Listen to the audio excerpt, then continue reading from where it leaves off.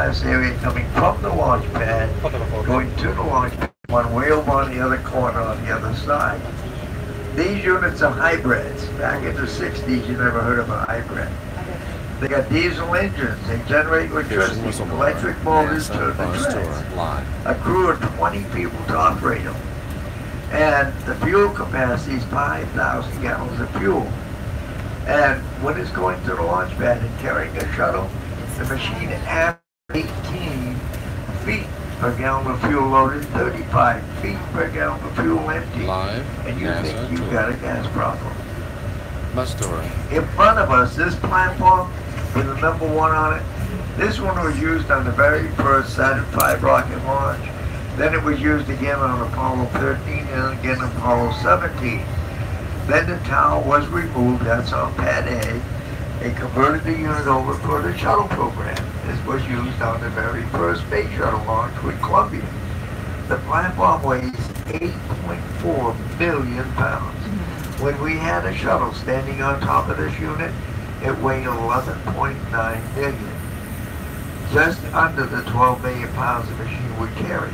The post is setting on a 22 feet high. That machine back there is only 20 foot high, so it has a 2-foot clearance to slide underneath here, pick this unit up off the post, take it over, put it in the VAB.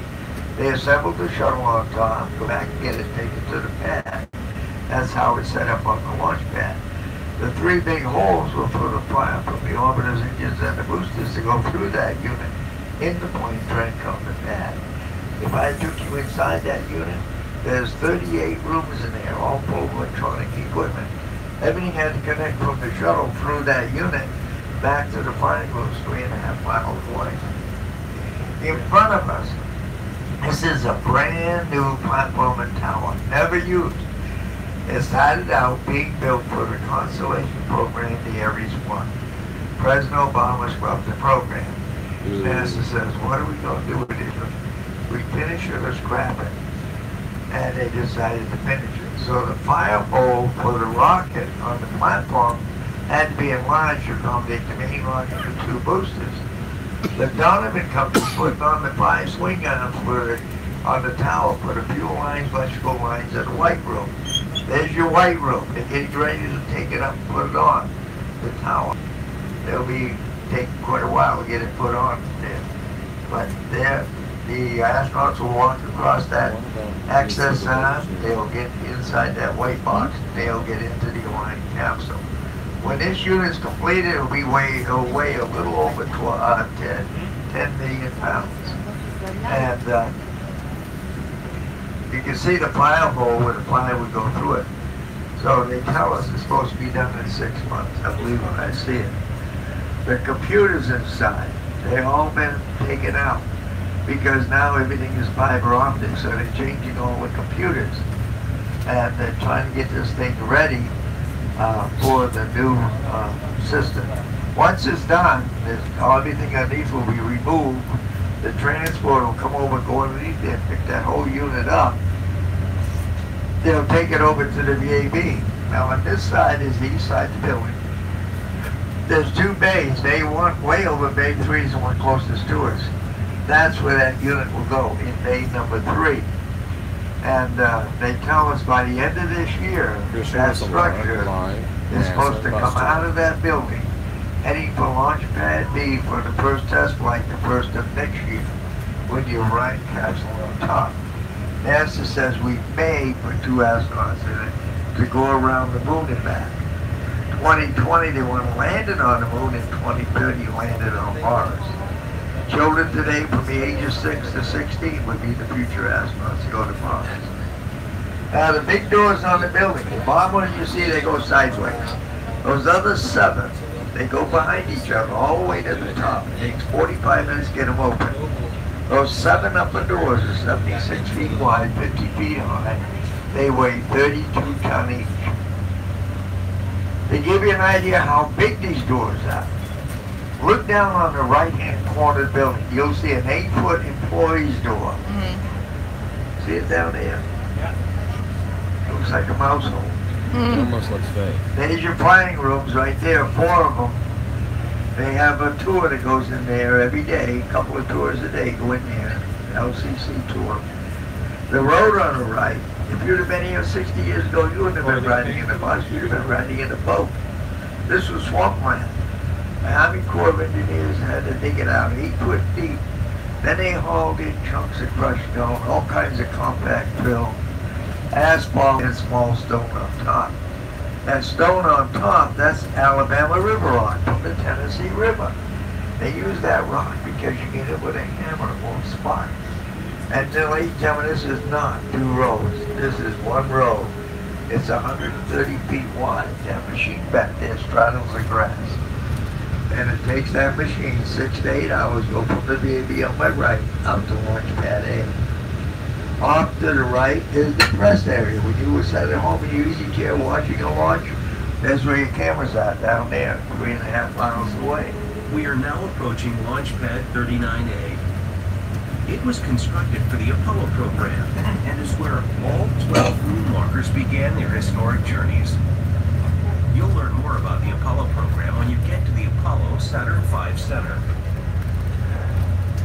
Following the end of the Apollo program, Pad 39A was the site that launched Skylab, the first U.S. space station to orbit the Earth, on May 14, 1973.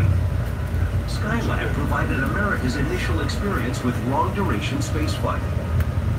During 1973 and 1974, 3 Skylab crews were launched on missions of 28, 59, and 84 days. Trying to zoom in, ladies and gentlemen. Unable to do so. The first space shuttle mission was launched from here on April 12, 1981. Bus tour. Over a period of 30 years, there were a total of 135 shuttle missions. 82 lifted off from this launch pad. The reusable space shuttle system transformed the way we operate in space. The space shuttle launched dozens of communication satellites, as well as robotic spacecraft on groundbreaking missions to Venus, Jupiter, and Saturn. Not only did the shuttle deploy the Hubble Space Telescope in 1990, but it conducted 5 repair and upgrade missions that enabled the Hubble to literally rewrite astronomy textbooks. Heading out to the launch pad now. The Space Shuttle program ultimately assured its place in history with the complex on-orbit assembly of the International Space Station, the ISS. The shuttle made 37 flights to construct the station, which is larger than an American football field and can be seen at night orbiting Earth with the naked eye. This unique scientific platform allows researchers from all over the world to work on innovative experiments and help to enable NASA's long... Straight ahead is Pad A, and all 12 men that walked on the moon left those from that pad. Now belongs to SpaceX. Off to the right is Cape Canaveral, run by the Air Force. Over here, we're run by NASA, 2 different ball games. And way down is Pad 37, where we launched the Delta rockets. That's where the Orion capsule was launched on December 5th, 2014. And the next set of 4 Lightning towers over there, that's SpaceX's other pad, 40. They were supposed to launch the rocket from there tomorrow night, Sunday night. But I think they said they scrapped it for another day. But for the 4 Lightning towers, that's where SpaceX's other pad is located. The next one up is 41. That's where Boeing is going to launch that capsule, a CST-100 Starliner capsule. March the 1st at 5:02 in the evening to 7:02 in the evening. March the 1st, which is Thursday, next Thursday, they're launching a rocket from right over there with a communications satellite on board. And but again now, straight ahead is Pad A. Now belongs to SpaceX. Bus tour. Christian whistleblower. Since the end of the Space Shuttle program in 2011, Pad 39A has begun yet another transformation. Commercial developer SpaceX is modifying the pad to launch a larger version of their Falcon 9 rocket called the Falcon Heavy. SpaceX is also building a crew capsule capable of carrying astronauts and will be launching crews to the International Space Station as part of NASA's Commercial Crew Program. Another commercial provider to support NASA's crew transportation is Boeing. They named their capsule the CST-100. They will launch from Cape Canaveral Air Force Station just a few miles from here on a modified Atlas V rocket.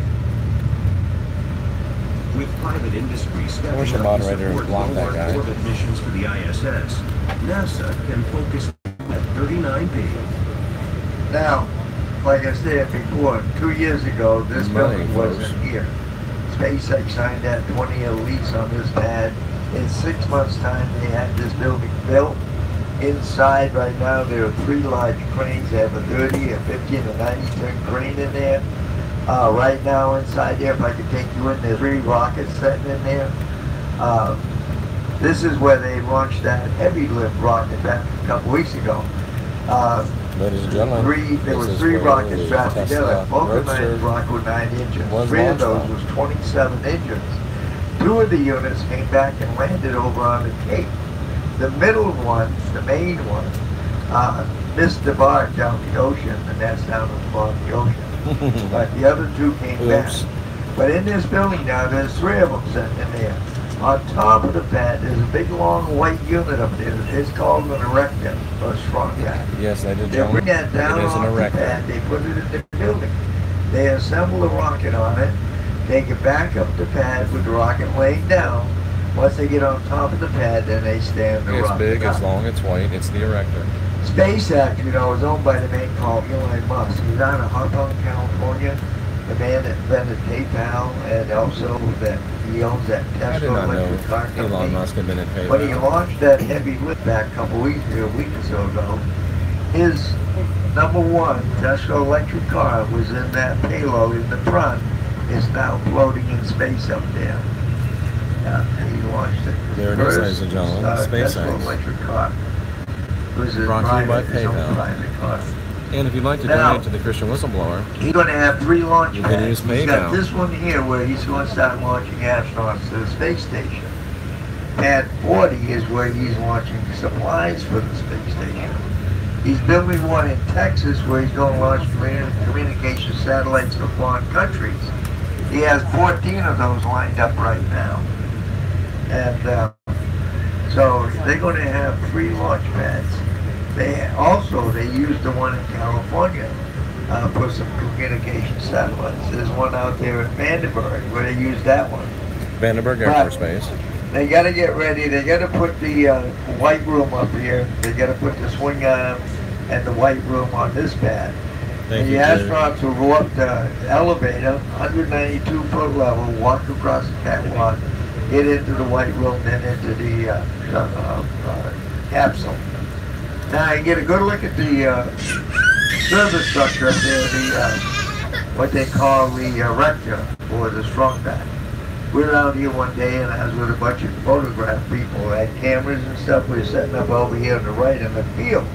The rocket was laying down up there. Finally one of the guys said, "Hey, look, the rocket's going up." We stood here and watched them stand the rocket up. It takes them about a half an hour, 40 minutes, to get the rocket stood up the way they want it. It was quite interesting to watch that. Now over to the right, where those 4 lightning towers are, there's an upside down L-shaped unit. That's the elevator in the white room that Boeing is going to use to put astronauts in a capsule to take them to the space station. When Boeing launches from over there with astronauts, it's going to be the first time in over 50 years that astronauts have been launched from the Cape, as that's all Cape Canaveral. In fact, that's where that rocket's going to get launched from. Trolls, they love to, but do trolls have souls? I don't know. You can buy tickets in advance for the tour buses. We'll take you to the Saturday Pride building. where we'll let Liquefied you out. oxygen, flammable gas, no smoking, please. Maven was launched from there back a few years ago. No smoking, Maven ladies wanted and to do gentlemen. that research on Mars. It'll be your last cigarette. Curiosity got launched from there. And then 2 years ago, we launched a GPS satellite for the British Navy. Swamp gas. Then we launched another one for the United States Army. So when you're watching your GPS on your car or your portable unit, that's where all your satellites go from, right over there. Sorry, Now flat. straight ahead, Flat Earth. there's the ocean. Everything goes right out over the ocean. That way, if something did go wrong, we can destroy it out there, save the land areas. You know, fish don't have congressmen to complain to. Now, everything goes around the world, you know, east to west. For an example, a space station, right now, believe it or not, is traveling 17,500 miles an hour. Every 90 minutes, the space station goes around the world. Every 90 minutes, they have a sunup and a sundown. They get 16 sunups, 16 sundowns every day. Wow. And astronauts say the hardest thing used to is basically trying to sleep. I did a tour one day with John McBride, and he was telling the people on the bus, folks, you go home and go to bed, go to sleep. Have somebody come in and throw the lights on. 45 minutes, they shut the lights off. 45 minutes, put them on. 45 minutes, shut them off. He said it took him 3 days to get used to it. And third day, he said, I was so exhausted. I finally fell asleep. He said, the bomb would have gone off. I don't think I'd have heard it.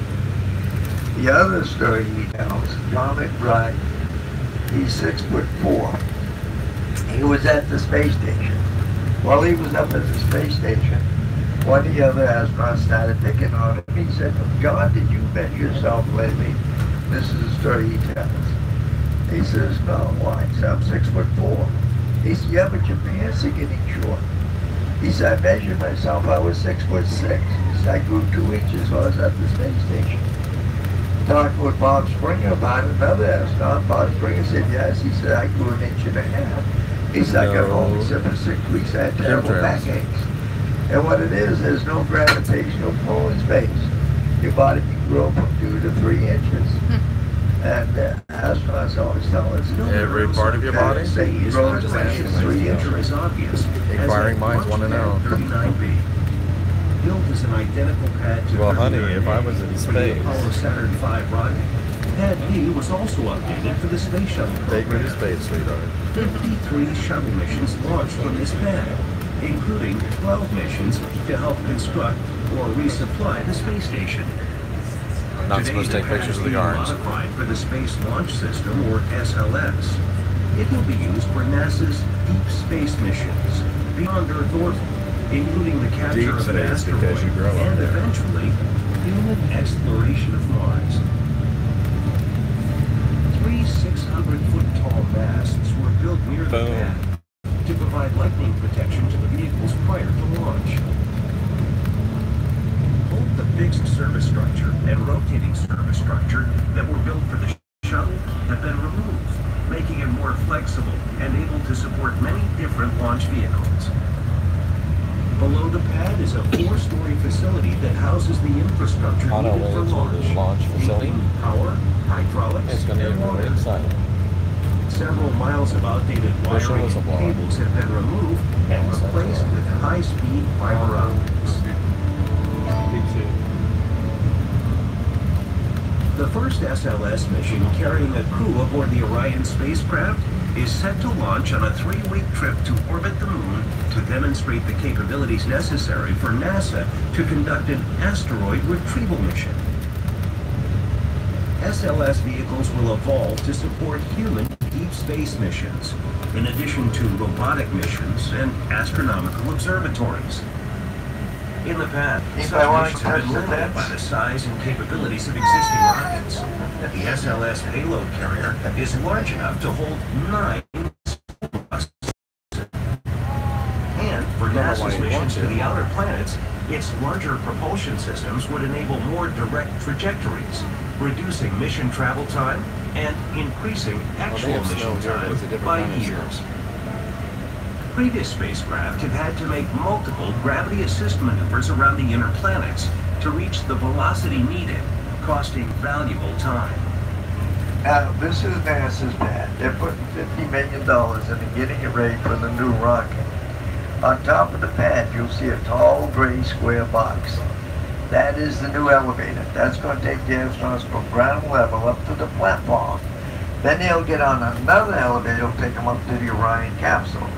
They built the lightning towers, the chain link fence around the pad. They replaced it because we launched a shuttle one day on the backside of the pad with flame trenches. We blew 4,000 fiber out of the flame trench, tore out the chain link fence.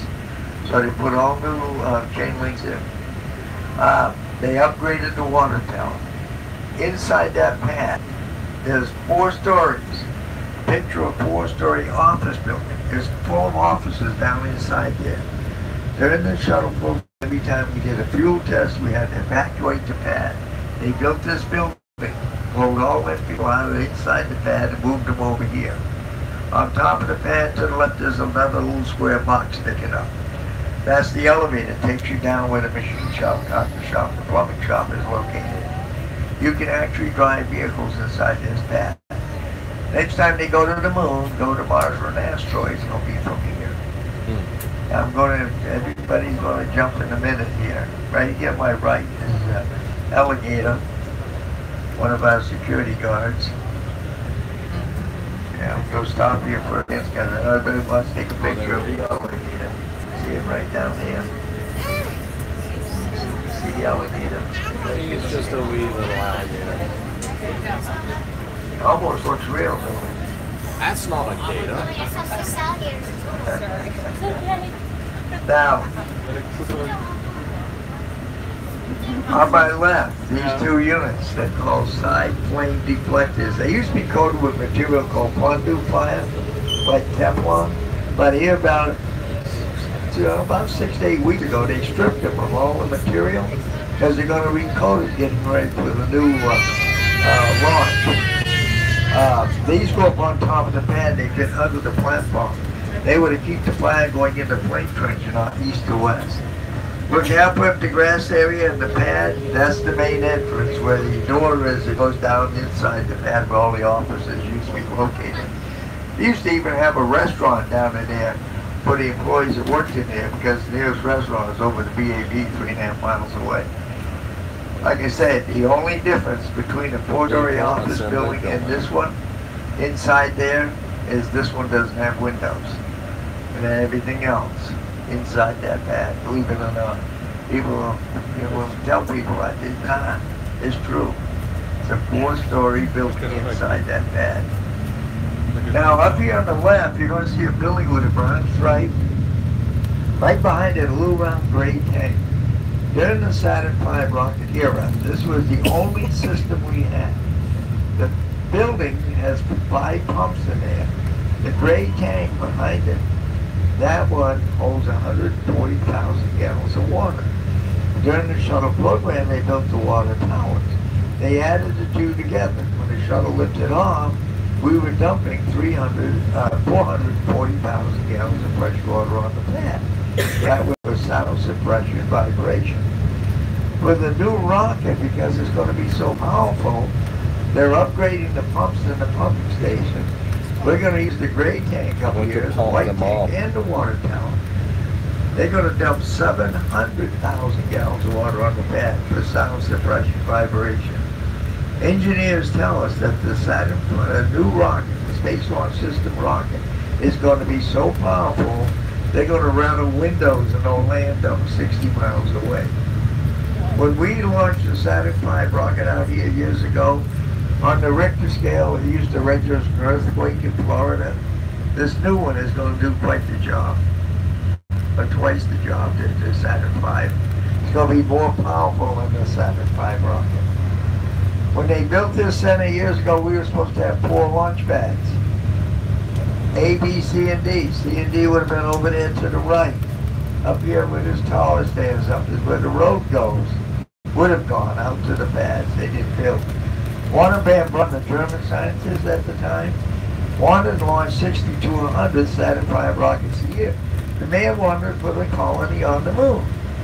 He designed a VAB, stacked 4 rockets at a time. Built the flying rooms. We built 4 flying rooms. Didn't build the other launch pads. This is where the road would have gone, right over here to the right. Straight out. Would have gone out to 2 more pads. And never launched 60 to 100 rockets. That was in deal flick. And, but mark my word, the day will come, these kids today will probably see a colony on the moon, maybe one on Mars. Us older folks won't. Is there already one? Will. We explore to gain knowledge, to push the boundaries of possibility, and to reveal the unknown. We seek to discover, to find answers here on Earth and contains. Was Mars once an Earth-like planet with water and an atmosphere? Yes, it was. What happened? Can the Lord. same thing happen here on Earth? What about It might. asteroids? Is there something we can do to prevent a big one from colliding with Earth? We can go to Mars in our lifetime and answer some of humanity's fundamental questions about life beyond Earth. Robots are doing great work exploring our solar system. Eventually, we want to be able to put a person on the ground.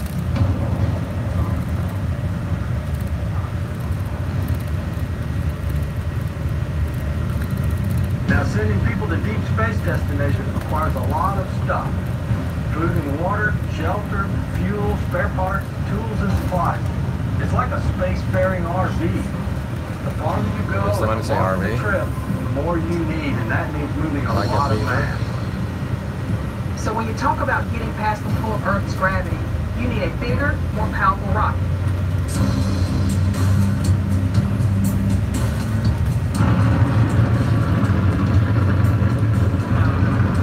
The Space Launch System is an all-new heavy-lift rocket that uses a combination of proven hardware and technology to make it more affordable. We could take the best of all we've learned from building rockets and combine them with cutting-edge tooling and manufacturing technology to build the most powerful rocket in history. You can fly to really Jeffrey high orbits Doherty, around Christian the moon with this whistleblower, rocket NASA without tour. requiring any other assistance. But when we add an upper stage, we'll have an even bigger capacity. The larger evolved version of SOS can create habitat, larger solar arrays, additional propulsion, you name it. It's really a versatile rocket.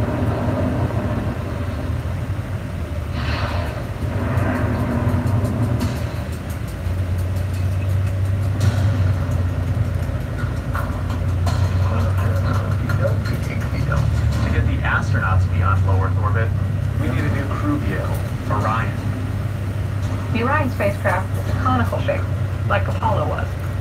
But it's actually larger than Apollo, and is capable of taking people farther into space than Look ever into our before. earlier videos for a close-up of the Orion Protect the crew space of Mars capsule. for up to 21 days, and carry food, air, water, supplies, all the things. The largest heat shield ever constructed. Orion is the most Re-entry advanced and versatile spacecraft ever made. It uses state-of-the-art technology, materials, and design processes. And ladies and based gentlemen, on it more does than not 50 look years of flimsy. research and technology development. The first crewed flight of Orion and the Space Launch System will be a flight around the moon during Exploration Mission 2. A crew of astronauts will launch on SLS, fly several orbits around the Earth, then perform a I do translator believe they're injection, into the which moon. will send them on a path from Earth orbit towards the moon.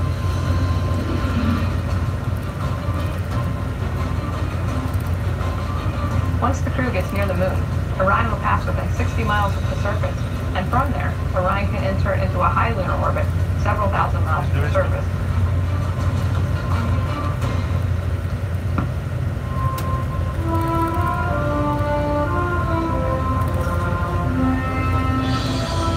The tools, the knowledge, and the experience that we have at our disposal today come from nearly 50 years of space exploration and ultimately benefit lives here on Earth.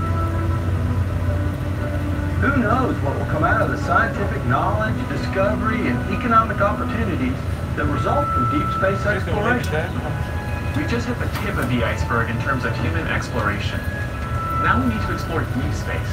To me, that's the goal. To expand humanity's presence beyond Earth. Exploring beyond has a deeper purpose, and it is a bolder mission than anything that's ever done before. I believe that people still look to NASA and the United States for leadership in space. It takes courage and resolve and commitment. And when we leave Earth to explore our solar system, it will not be as any one nation or culture, but as citizens of Earth for all of humanity.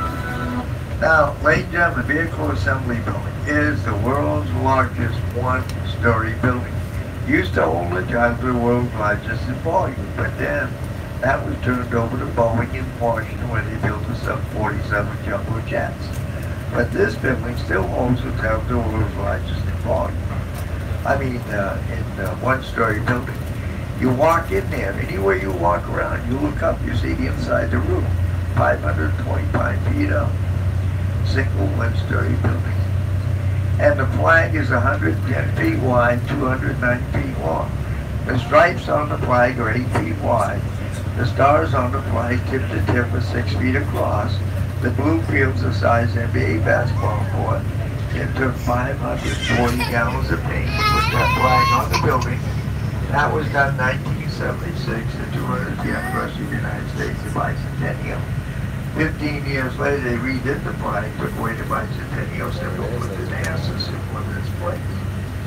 The building on my left, I like to talk about it because I think it's real funny what happened. So they built this during the shuttle program. The employees working here just couldn't walk up and open the door and go in the building. They had to have automatic doors just like the grocery store. So if you look over to the left over there, you'll see the doors. That's the main lobby of the building, main entrance. And you walk up, those doors just open up, you walk in, very great. But one evening, or one morning, rather 7 o'clock in the morning, they came to go to work and those doors opened up. 14-foot alligator was laying in the lobby of that building. Came out of this ditch over here, went up, spent the night. Then they had to get the wildlife people, get him out. Now they have a switch at night. The last guy at night gets the switch, shuts off the automatic doors. Keep the gators out of that building. That white building on my right is the most important building on the base, believe it or not, that little white one. Because all major decisions are done in that building. It's the cafeteria. They have a saying around here, no lunch, no launch. You want to know how many decisions are made over a cup of coffee, hamburger on a paper napkin. And they also, hey Joe, what are you going to have for lunch? I don't know. Maybe I'll get a hamburger. Maybe I'll get some beans. You know, major decisions. Never launch a shuttle between 12 and 1 o'clock. Everybody's having lunch. Now, we're going to be at the Saturn 5 in a couple of minutes. Right there, ask please, make sure you take everything off the bus. Then when you come out of this building, you're going to get a different bus taking you back to the business center where you started from. Buses come around every 10 to 15 minutes. We haven't lost anybody in 50 years. When they come along, we lose you. They have wheelchairs over here, strollers, if anybody needs them. You're going in with a silver arch, or the red arch with the silver doors. 6-minute program. Then you're going to come out, you're going to see the rocket. 3 of them were left over, number 18, 19, and 20. Those were the flight numbers. 18's in Huntsville, Alabama, 19's in Houston, Texas, 20 is over here. They'll never be used in the space program. The van that took the astronauts to the pad is in there. Fleets from the transporters. There's a moon rocket here. You can reach out beside the kiosk and touch it. Touch a moon rocket, ladies and gentlemen. You're going to watch me touch a moon rocket. You're going into a $37 million space museum. And in this building is a room, it's called the vault. Make sure you go in that room. Because in that room is Kitty Hawk, Alan Shepard's command model. And flew in when he went to the moon. Alan Shepard, the only one of the original 7 astronauts, went to the moon, he walked on the moon, and guess what? The man hit golf balls on the moon. NASA said he hit 2 golf balls. His daughter told me, no, my dad hit 3, so I believe her. And he never told him the name of the golf balls. They wanted to come using it for publicity. The golf club he used is in St. Augustine Park, the Golf Hall of Fame. The spacesuit he wore on the moon is in here. Look where it's got his name on it, Shepard. Look at his boots and his pant legs. They're all dirty. They won't let us clean it because it's not Earth dirt, it's moon dirt. The golf balls on the moon. This should be interesting, ladies and Now, gentlemen. Alan Shepard, through research, found he was a 97 close to the Wright brothers. That's why they feel he named his ship the Kitty Hawk after the Wright brothers. Now, he passed away out in California. The day his daughter was on my bus, we're all talking because we're all from New Hampshire. And I asked her, did you by any chance, your dad passed away, did you take him back to New Hampshire? He was born and raised. This is the story she told. She said, no, my dad didn't want that. She says he wanted to be cremated. He wanted his ashes spread over the 18th hole on the golf course in Pebble Beach, California, where he played golf. And that's what they did. Alan Shepard is still playing golf. Nice. And it's quite a story she told. Now we have a law, Florida law, and everybody on this bus knows the Florida law.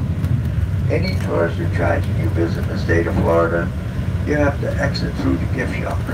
Like, and we're in compliance with the Florida law. So to get out of the building, don't look for an exit, look for the gift shop. And by the way, if you folks are going to be around March 1st, you want to see that rocket launch, this is where we bring the public right over here to these grandstands.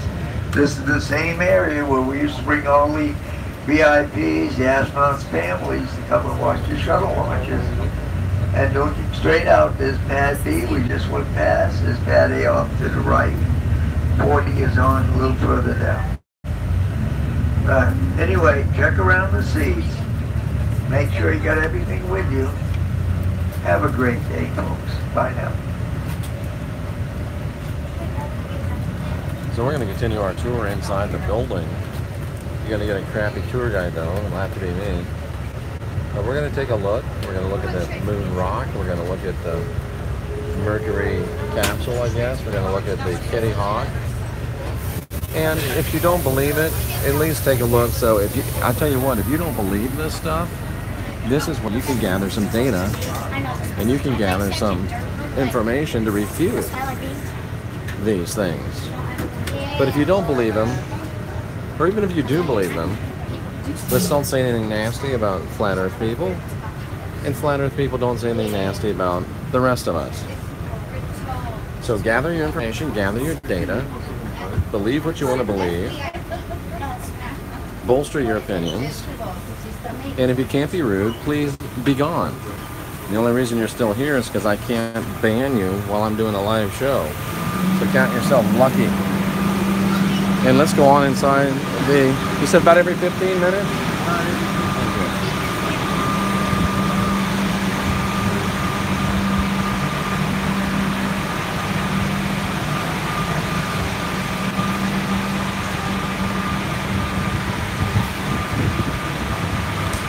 So I think we're waiting to get on the elevator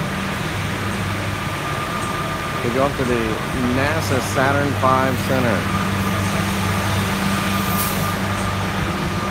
We're going to go up to the NASA Saturn V Center. Please do not smoke. Extinguish all smoking material as we get ready to go up.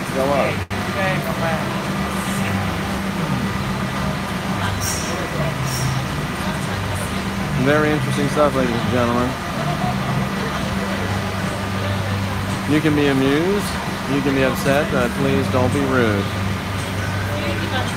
Let's play nice. Let's actually pretend like we're adults. And here we go. The tour continues.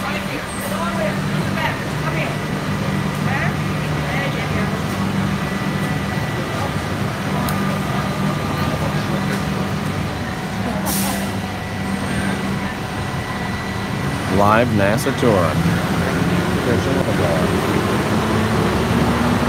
Saving you $50 because I'm a humanitarian.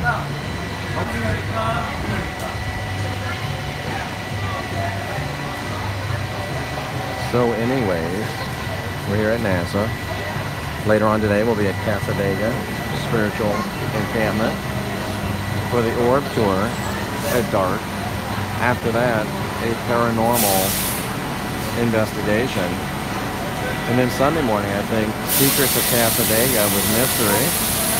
That's her name. And then over to, I think, a special extravaganza.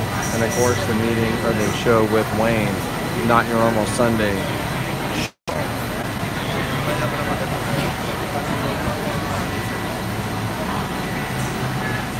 That's her connection. People complain about buffering. That's not on our end. That's the connection on your end. So we are waiting. Will you just look at it? Just look at the NASA logo. Big crowds.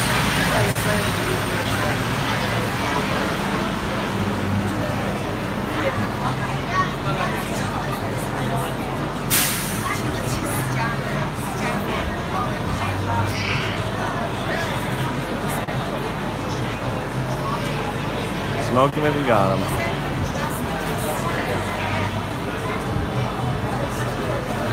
I would stop it and restart it, but who knows how long it'll be. Could be a second.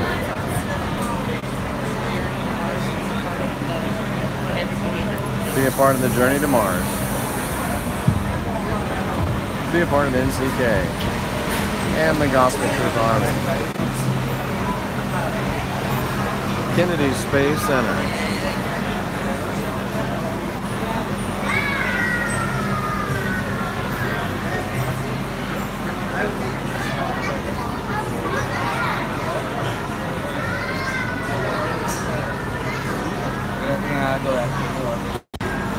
So ladies and gentlemen, later today we're going to be heading over to Cassadaga Spiritual Encampment. That's about an hour back towards Orlando. We're going to have a good time over there. We're going to be staying there overnight, so we'll go on the orb tour. And they say that they have a lot of orbs. They say there's a lot of orbs. I'm going to go ahead and close this down right now until we get in, because it says my battery is getting low, or I did it, ladies and gentlemen. I bought a new super duper remote mega charger. So now, with my faithful trusty assistant, we're going to plug in and continue live broadcasting from the field. Bam, yes, we're going to be live tonight. And here we go, in the elevator. Everybody get excited. You can even watch a piece of the moon yourself by visiting the Touch the Moon display located near the Lunar Theater. At the Lunar Theater, located in the look at this. rocket. You can relive the Look at experience this. of Neil Armstrong's historic landing and first steps on the moon. Boom. Okay, here we go. Yep. I'm carrying it, so we're good. We're inside the big Saturn V complex. As you enter, please move all the way to the front of the theater to room for the guests behind you. Our presentation will begin shortly. You can see the big Saturn V rocket here.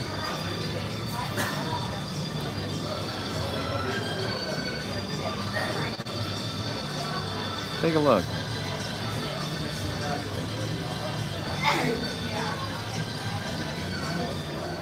On behalf of NASA and Kennedy, in a few short moments. Walter Cronkite.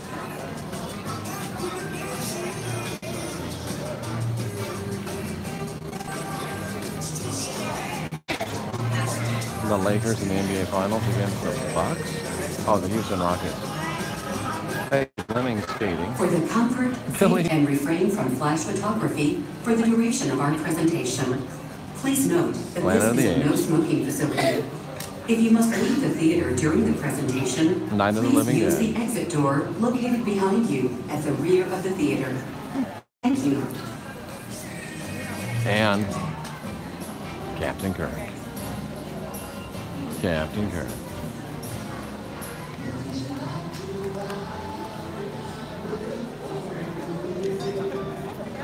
The Mod Squad.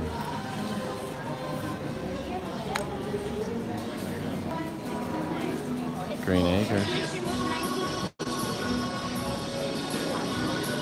Oh, and look, Jeannie. Imagine meeting Jeannie here at NASA, where Tony worked. Meep, meep. And The Martian, how about that? That's interesting. Hey.